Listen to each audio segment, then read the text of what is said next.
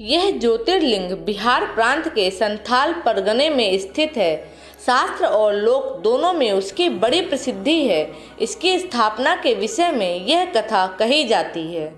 एक बार राक्षस राज रावण ने हिमालय पर जाकर भगवान शिव का दर्शन प्राप्त करने के लिए बड़ी घोर तपस्या की।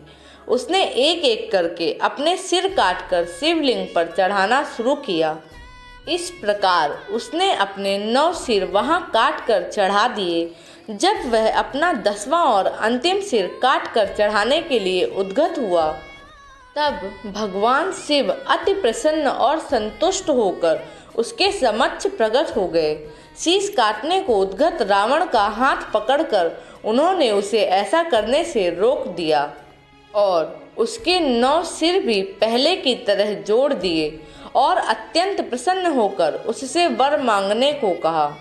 रावण ने वर के रूप में भगवान शिव से उस शिवलिंग को अपनी राजधानी लंका में ले जाने की अनुमति मांगी।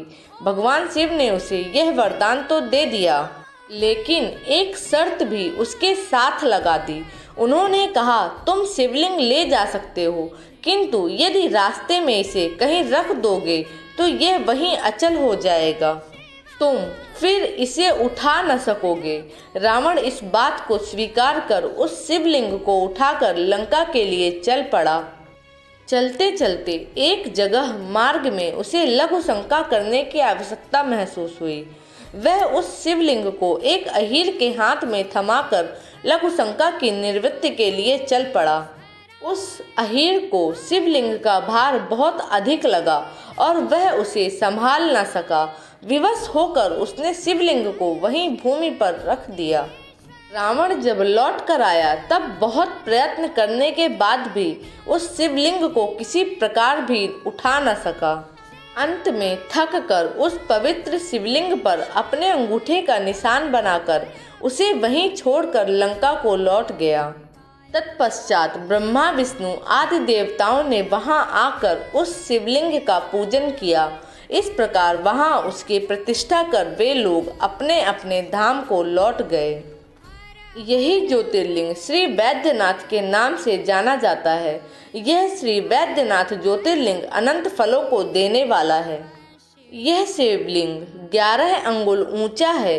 इसके ऊपर अंगूठे के आकार का एक गड्ढा है।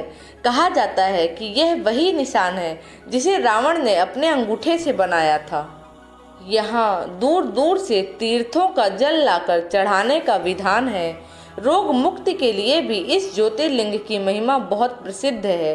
पुराणों में बताया गया है कि जो मनुष्य इस ज्योतिर्लिंग का दर्शन करता है उसे अपने समस्त पापों से छुटकारा मिल जाता है। उस पर भगवान शिव की कृपा सदा बनी रहती है। दैहिक दैविक भौतिक कष्ट उसके पास भूल कर भी नहीं आते। भगवान शंकर की कृपा से वह सारी बाधाओं समस्त रोगों शोकों से छुटकारा पा जाता है। उसे परम शांतिदायक शिव धाम की प्राप्ति होती है।